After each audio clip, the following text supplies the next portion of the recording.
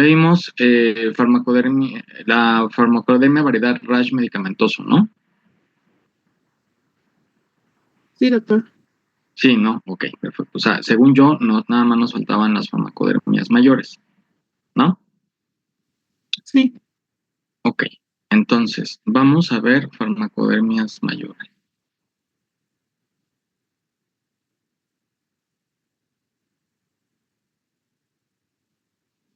¿Ya ven mi presentación? Sí, doctor.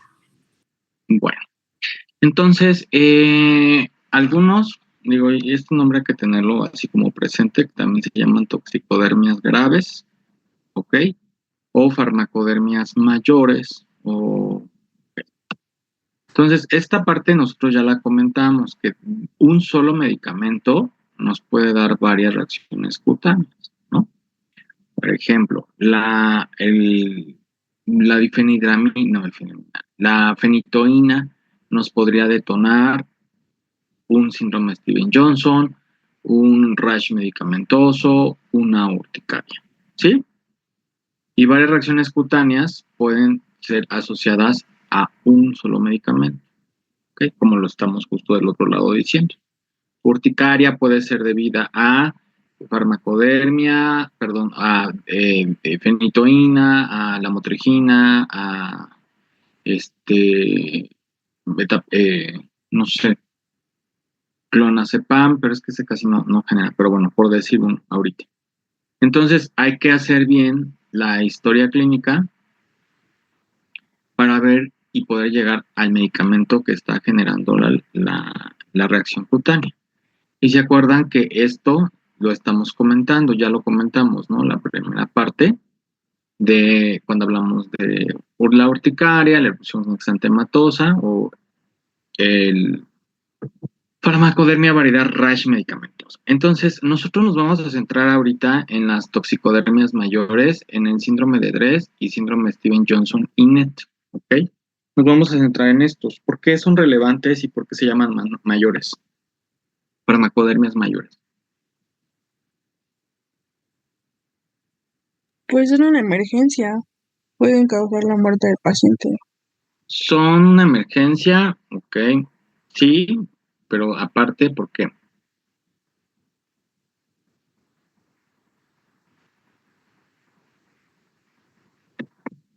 No estudiaron, ya no están estudiando, es lo que estoy viendo, ¿eh?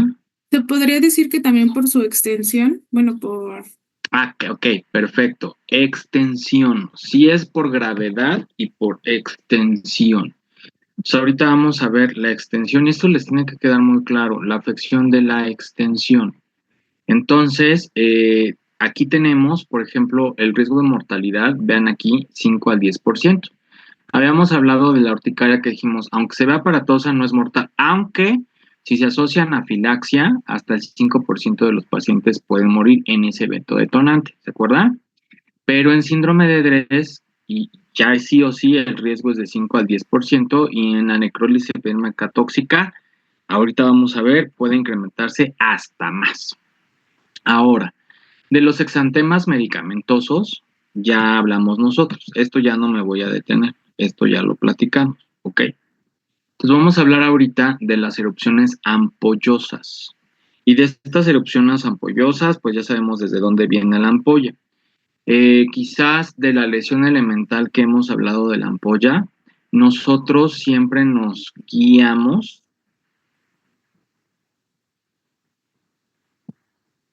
Ay, no quiero. Le quiero poner el señalador, pero no, mejor no la vaya yo a regar y y termine rayando todo, ¿no? De esto es diferente al resto de las lesiones elementales porque la ampolla no es como las otras, que siempre observamos profundidad. ¿Están de acuerdo? La ampolla es extensión, se puede extender mucho más. Entonces, esto lo diferencia. Primera gran, gigantesca diferencia.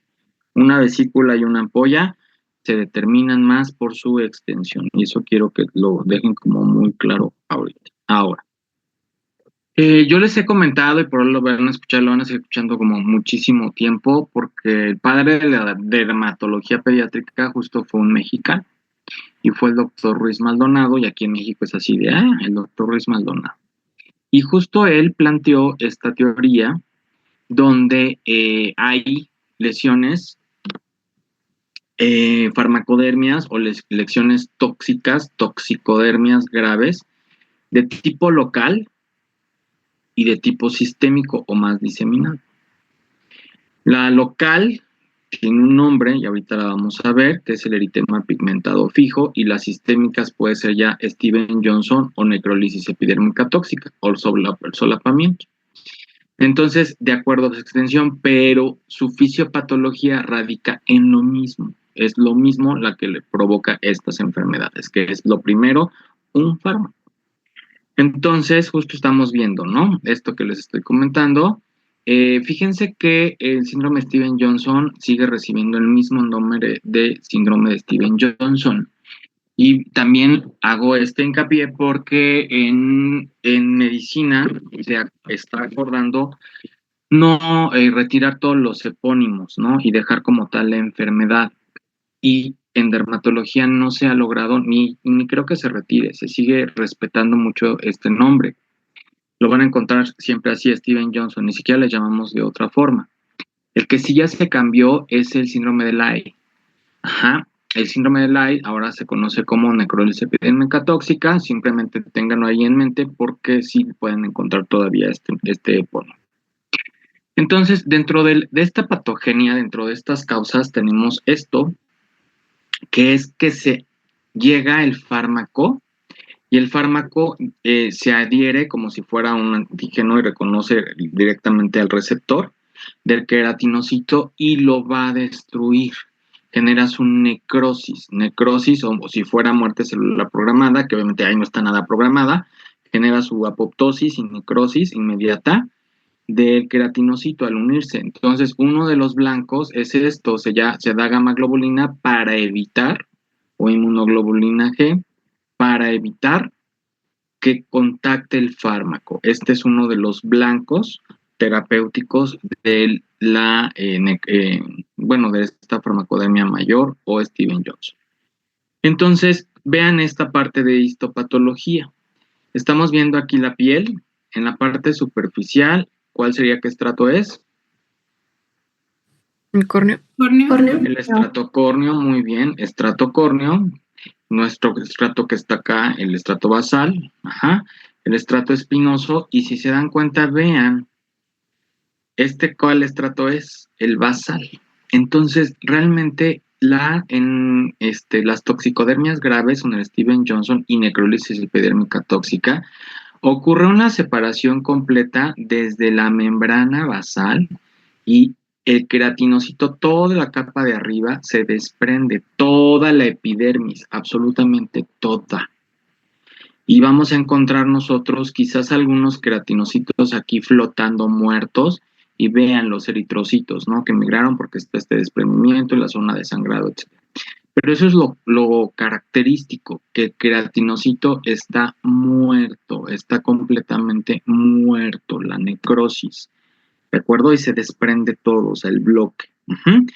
Y se acuerdan que hemos hablado de las ampollas, que ya hablamos en la enfermedad del impétigo, donde esta es una enfermedad que tiene signo de ¿cuál positivo? ¿Cómo se llama? Nikolsky. Muy bien. ¿Y cuál es ese signo de Nikolsky? Cuando hay desprendimiento de la piel. ¿Pero qué se hace? Que se como puede arrastrar la ampolla.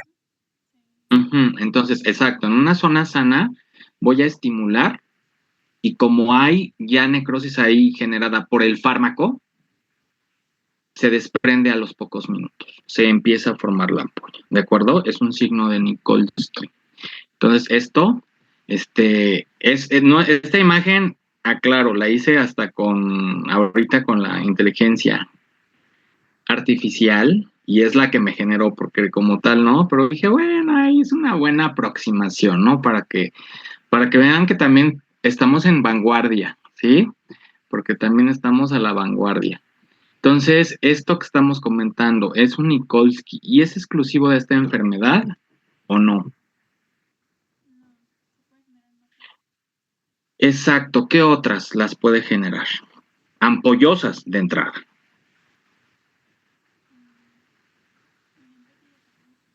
Ajá, pero ¿cuál variedad?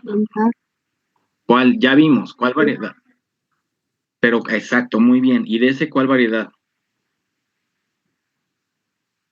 Piel escaldada estafilocóxica. Ahí me las voy a atorar, ¿eh? Ya me los voy a atorar en el examen, pero bueno, piel escaldada estafilocóxica. Muy bien, Itzel, por ahí vas. Entonces, el pénfigo lo puede hacer, el Steven Johnson o la necrólisis epidérmica tóxica lo puede hacer. Si digo NET, estoy hablando de necrólisis epidérmica tóxica, ¿de acuerdo? Entonces, esto es, después de este estímulo se va a generar la ampolla. Y lo que les decía, el inicio local, tengo justo un día antes de irme de vacaciones me llegó, y les había puesto la foto, pero ya no me dio tiempo. Vemos esta mancha que es circular, semiesférica, bueno, no semiesférica, no es redonda, elíptica, y podemos ver un poquito de eritema, pero es más violácea. Nosotros mexicanos que somos morenos se observa más violácea. Y en su superficie, vean estas que no se ven tan oscurecidas, en su superficie se genera esta ampolla, ¿sí? No siempre puede tener la ampolla. Esta es un eritema pigmentado fijo ampolloso diseminado, ¿de acuerdo?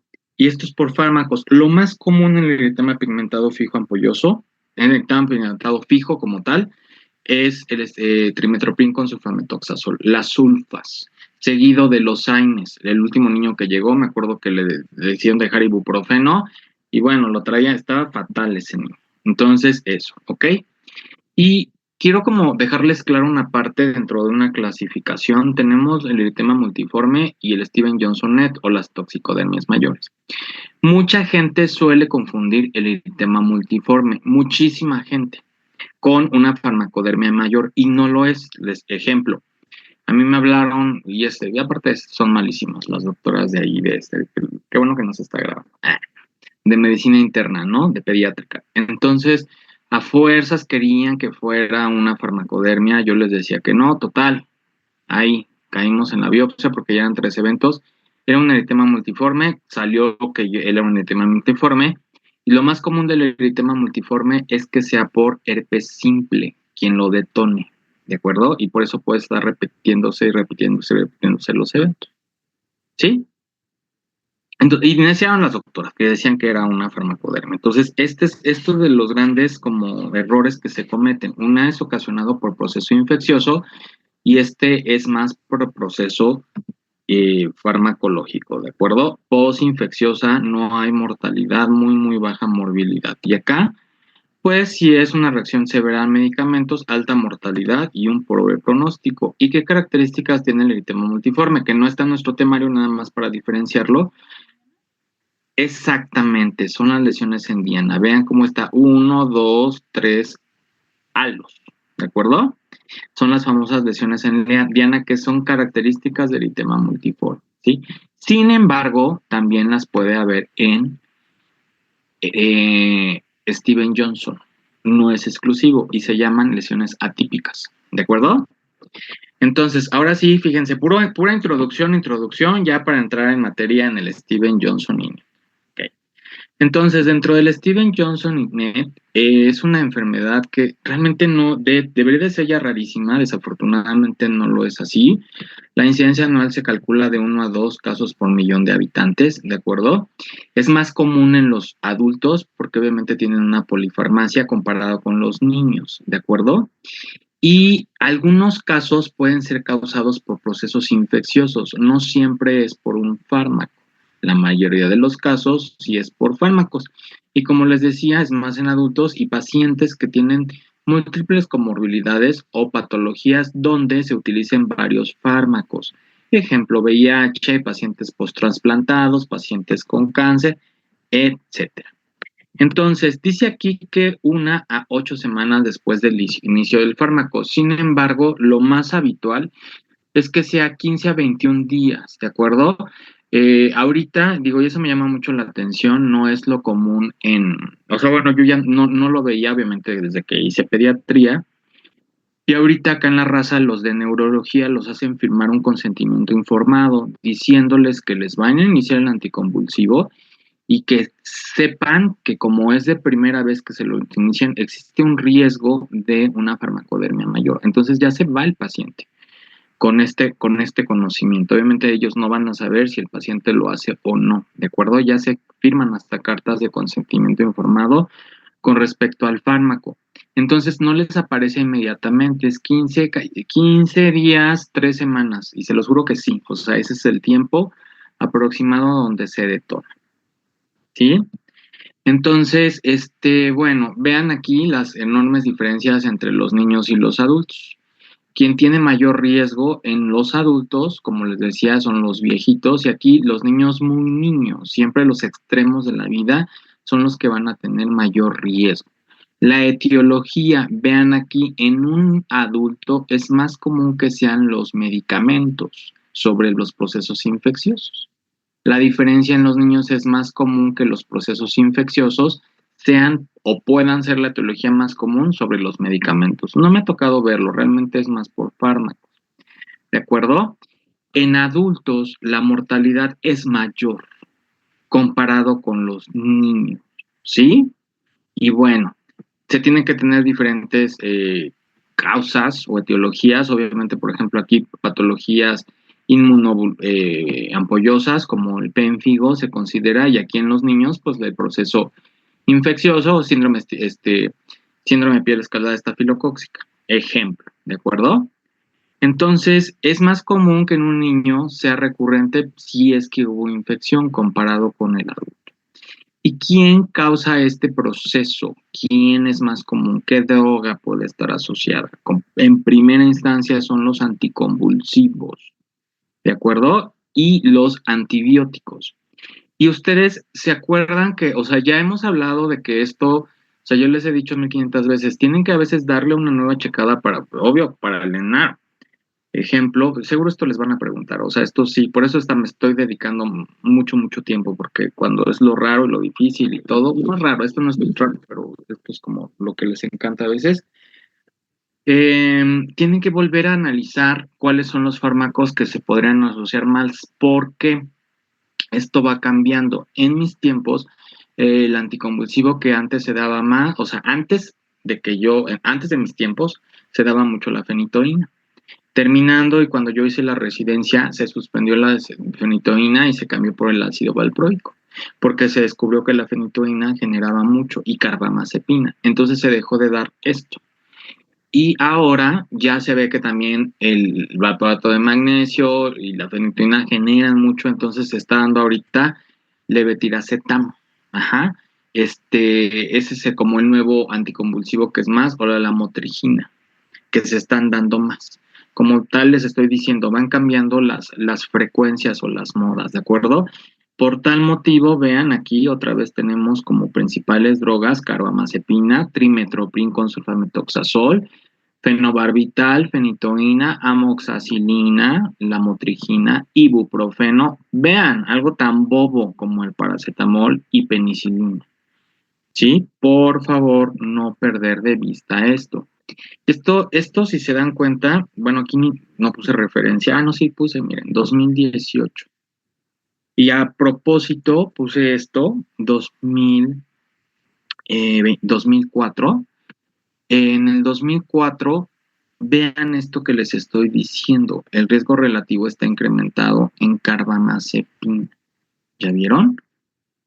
Y antes no era tanto la lamotrigina, ahorita como se están prescribiendo más, ha cambiado esto. Y otros fármacos, por ejemplo, ocurre mucho en los pacientes oncológicos que hacen lisis tumoral y les dan alopurinol. Entonces, también los oncológicos te pueden desarrollar esto. Vean cómo están todos los fármacos, penicilina, trimetro, ¿de acuerdo? 2018, 2004, como que se siguen pareciendo mucho los fármacos. Entonces, siempre van a ser una mancha que inicia y rápido se forman las ampollas, ¿de acuerdo? Y acuérdense que se lleva toda la epidermis, todo el estrato basal, 7 a 21 días, Puede haber pródomos, fiebre, malestar general, algunos cuadros como síntomas gripales, etcétera. Y como les decía yo, los síntomas atípicos, que es una belleza de foto, que no es lo común, estas lesiones en diana, ¿ya vieron?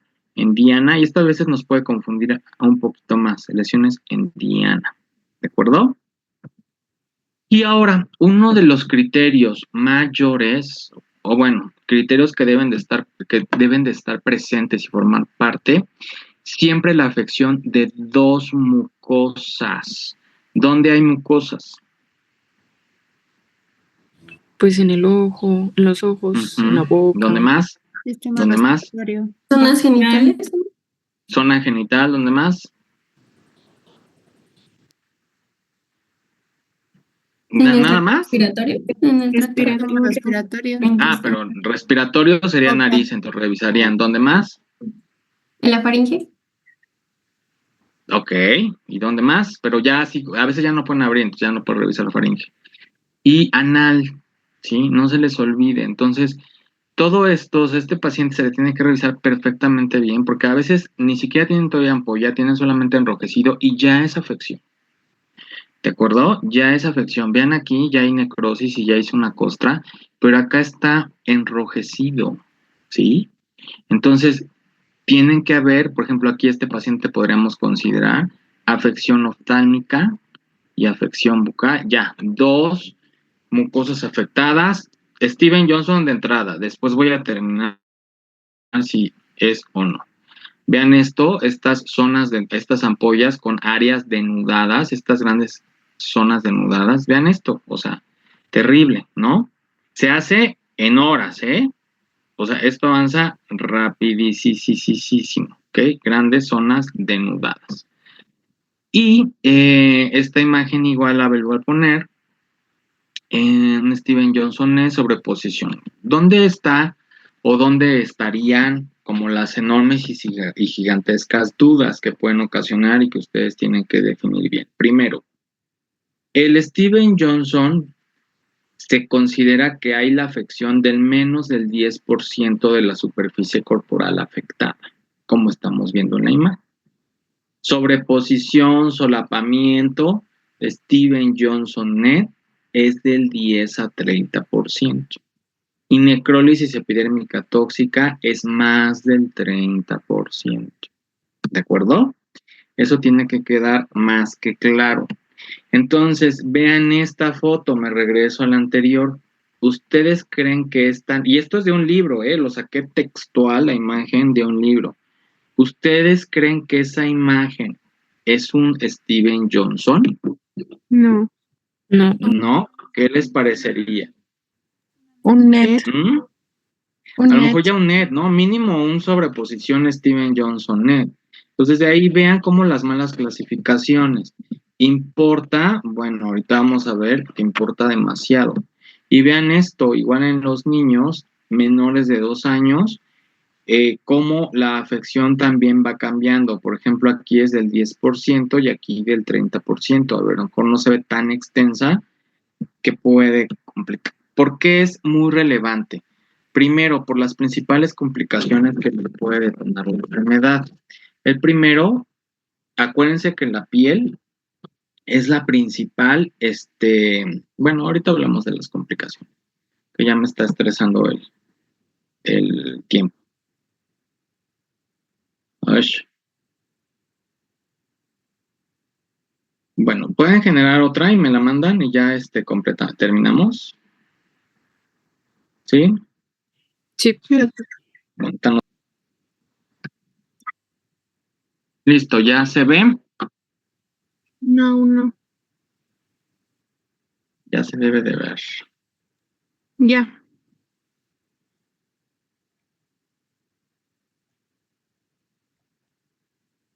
Este terror hace un calor terrible, ¿eh? No sé si...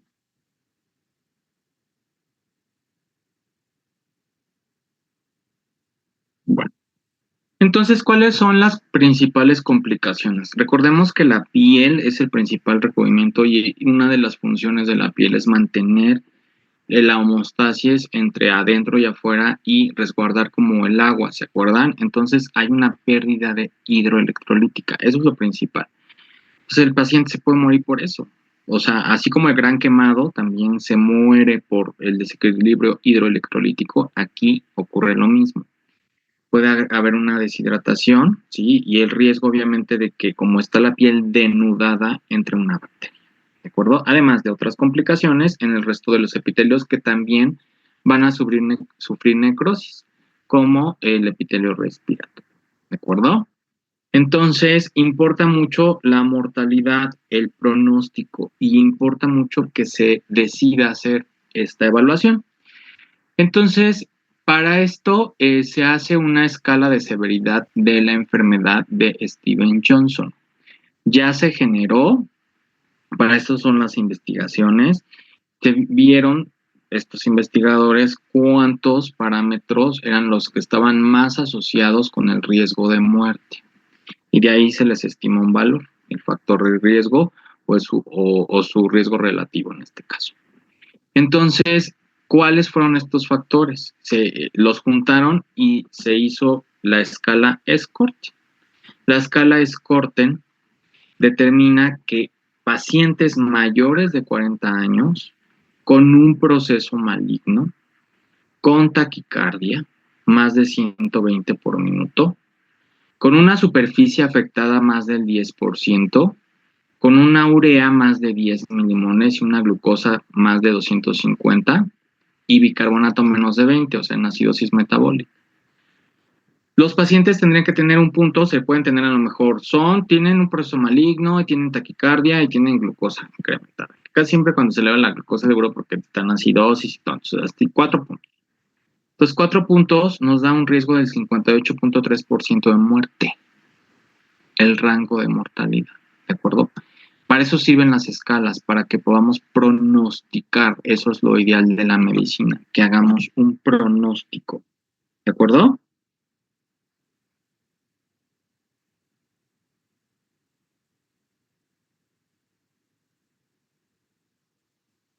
Espérenme. Me dan un minutito, ahorita les digo por qué. No se salgan, pero es que les iba a pedir a ustedes el favor, pero ya se resolvió. ¿Qué estoy haciendo?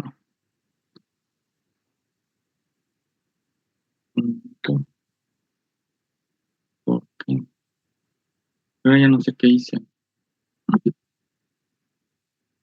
Espera, es que dice que créanme que es importante. Que tengo que mandar, no me tarda un minuto, un mail y ya. Ahorita les cuento el chisme.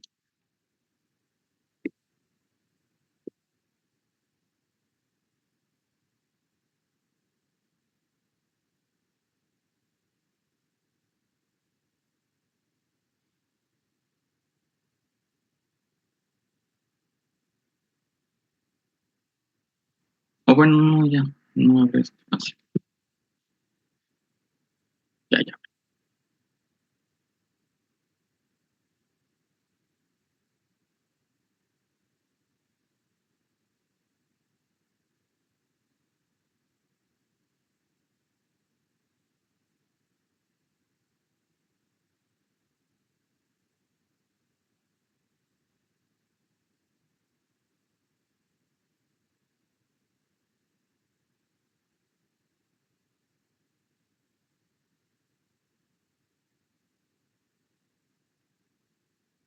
Listo, te la acabo de enviar al mail. Realmente lo que quiero es que se vea la foto clínica central, porque como que siento que la calidad, vas a ver como muchas bolitas, no está como muy clara. Entonces necesito que quede lo más claro posible lo que se pueda hacer. O sea, igual calidad, ¿no? Pero eso como que la parte central se vea lo más clarito posible. Porfa. Ya. Perdón, pero sí lo tenía que hacer sí o sí. Entonces, regresando con ustedes. Y esto, no saben, es el martirio de toda la vida, porque no hacen esto. Nadie. Desde que el paciente llega, y antes, les estoy diciendo, hace unos años, se decía que se tenía que ser exclusivo para pronosticar. Ahora se sabe que tienes que estar haciendo el Scorten todos los días, evaluándolo para ver si ha modificado tu riesgo de mortalidad. Desafortunadamente también con tus pacientes que hay en urgencias, si es que lo llegan a hacer, pues lo hacen y ya, y determinan y les vale, ¿no? Eso es lo que yo observo, pero sí se tiene que hacer, por favor, el Scorten, ya está bien determinado. Y hay otro estudio que evaluó, por ejemplo, aquí principalmente el Scorten. ¿Cuáles son los factores que yo les decía? El riesgo relativo es que si fuera un estudio prospectivo y odds ratio es cuando son estudios retrospectivos. Entonces el odds ratio o el OR tiene siempre que estar, el 1 es como si fuera el 0, ¿sí? Entonces, abajo de 1 es un factor de protección y arriba de 1 es un factor de riesgo. Digo, rápido les doy la clase ahorita en este momento para que aprendan a analizar tablas, ¿no? En un segundo. Entonces, aquí, por ejemplo, estos son los factores de riesgo. Pacientes que tengan enfermedades renales también puede ser un riesgo para que generen una farmacodermia, ¿sí? Entonces, vean aquí, la P, para analizarla debe estar por arriba, por abajo del 0.05%. Si está por arriba de esto, no significa estadísticamente nada. Entonces, aquí salió, pues, todo esto significativo. Entonces, los pacientes diabéticos, los pacientes que ya están como tal sépticos, imagínense, un oncológico séptico, le dan un fármaco, un antibiótico, un meropenem, y hace, pues, por riesgo, ¿no? Porque ya estaba séptico, entonces es un riesgo mayor, ¿de acuerdo? Tener mayor tiempo de hospitalización y alguna comorbilidad asociada, ¿sí? Entonces, aparte de estos que yo les comenté, ya hay otros.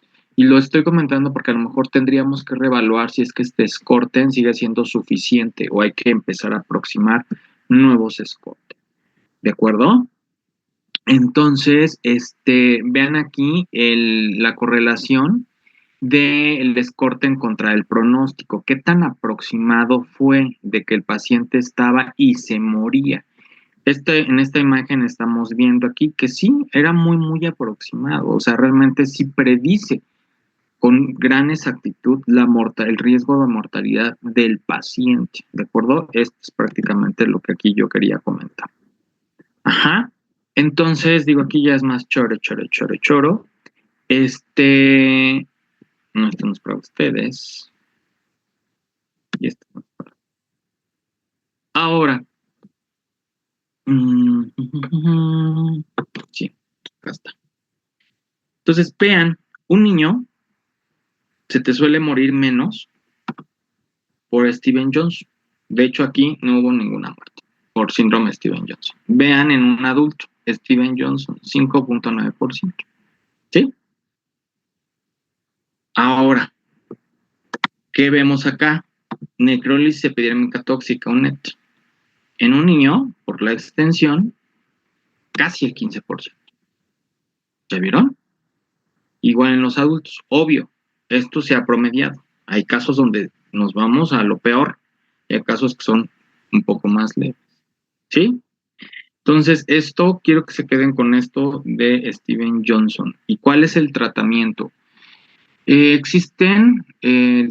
principal tratamiento es suspender el fármaco, porque también me ha tocado ver que llegan y siguen dando el fármaco. Dices, no es posible, o sea, esto es una farmacodermia, ya están sospechando en esto y siguen dando el medicamento. Entonces, lo primero es suspender el medicamento.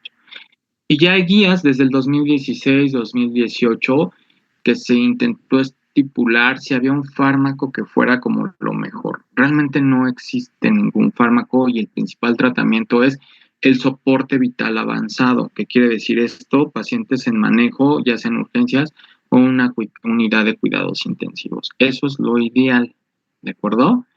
Ese es el tratamiento que sí ha mostrado beneficio a largo plazo y disminución en el riesgo de mortalidad. Hay otros tratamientos como la gammaglobulina que ya les comentaba, que antes no tenía una dosis específica, ahora ya se sabe que es de 1 a 3 miligramos, lo habitual es que se dé a 2 miligramos por kilo. Y ya hay otros inmunomoduladores, a mí me gusta mucho dejar la ciclosporina, de hecho hay unos de estipulados ciclosporina con Predni. Ponga atención, Itzel, deja de andar apuntando. ¿De acuerdo? Estoy viendo. Bueno, ¿dudas? No, pues, Perfecto. Pasemos a la otra enfermedad, síndrome de Dres o reacción farmacológica con eosinofilia con síntomas sistémicos, ¿ok? Esta enfermedad, de hecho, es más común que el síndrome de Steven-Johnson y nos lo meten más el Steven-Johnson que el síndrome de Dres. Fíjense que yo me topo con muchos más casos de síndrome de Dres que sí con síndrome de Steven-Johnson. Y de hecho sí, porque en Steven-Johnson, como vieron, eran 2, 3 casos por millón de habitantes. Y en los síndrome de Dres es 1 por 5,000. Entonces es mucho más común que yo me lo encuentre, ¿de acuerdo?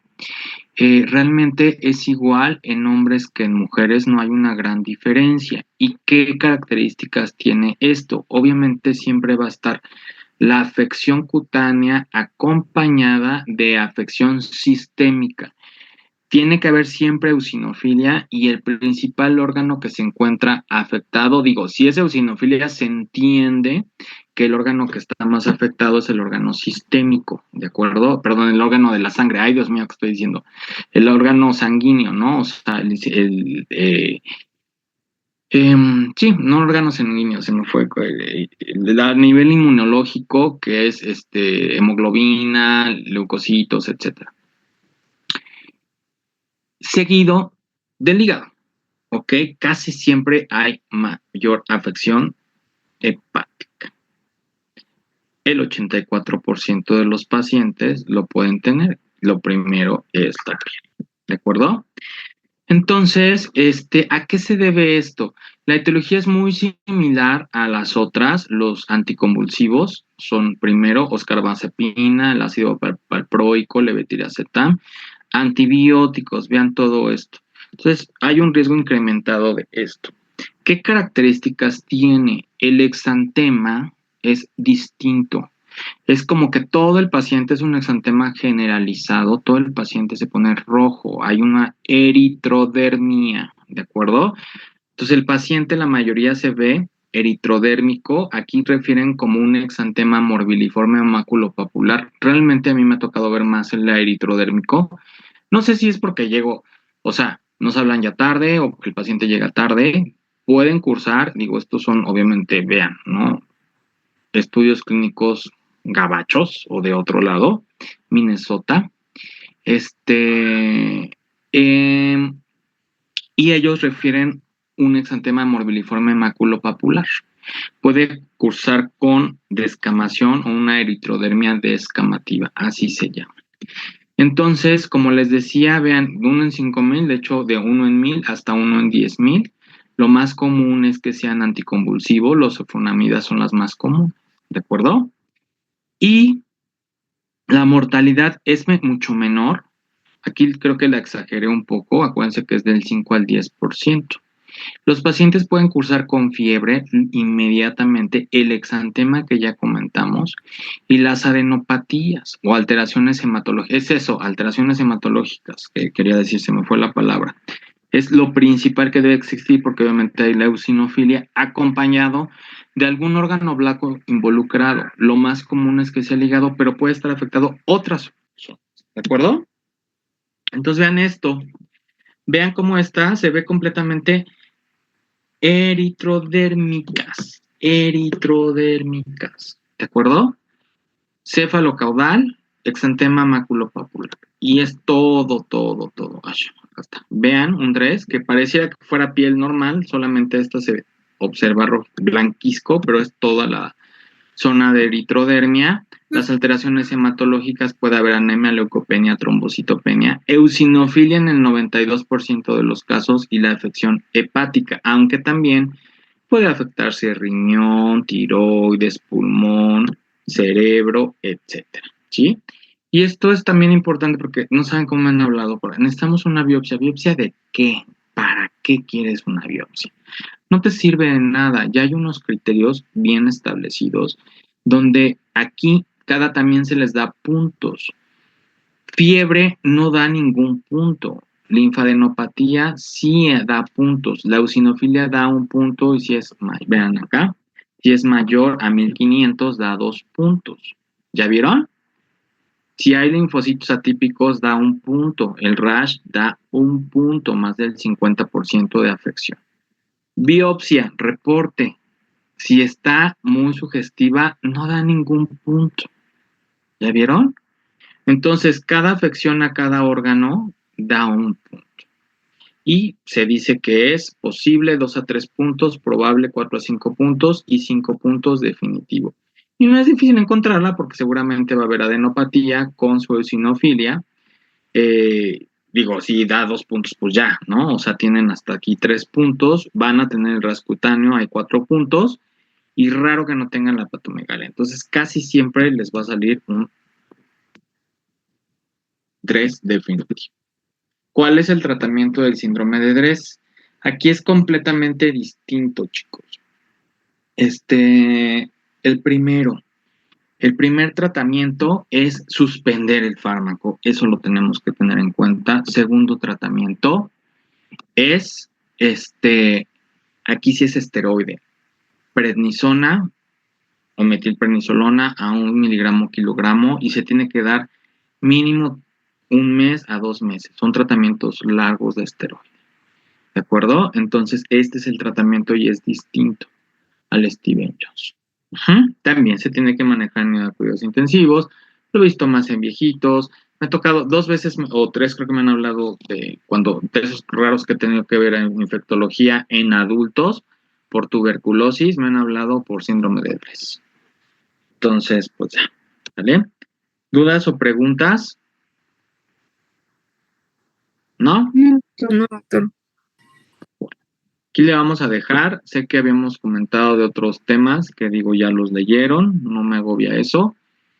Tengo ganas de que en la próxima clase, lo que es que son temas muy chiquitos que los puedo adherir a otros, o sea, eso los puedo ir como metiendo. Entonces me gustaría que a lo mejor próxima clase veamos pelo, ¿de acuerdo? Y pelo todo, ¿no? Alopecia areata, tricotilomanía, efluvio telógeno. Entonces, estos. Y ya obviamente nos vamos a ver en el hospital. ¿De acuerdo? ¿Dudas? ¿No? Y ya, bueno, ya no les digo el chisme porque ya parece que ya lo resolví.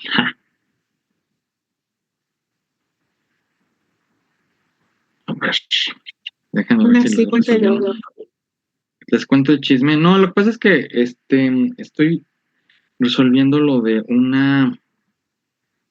O sea, voy a mandar un artículo, pero tengo ya mi diseñador, que es uno de ustedes, de otros años.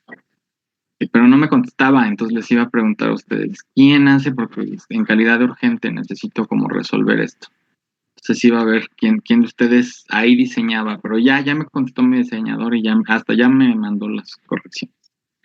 Listo, nos vemos. Gracias, doctor. adiós. Adiós, Doc, gracias. Gracias, Doc.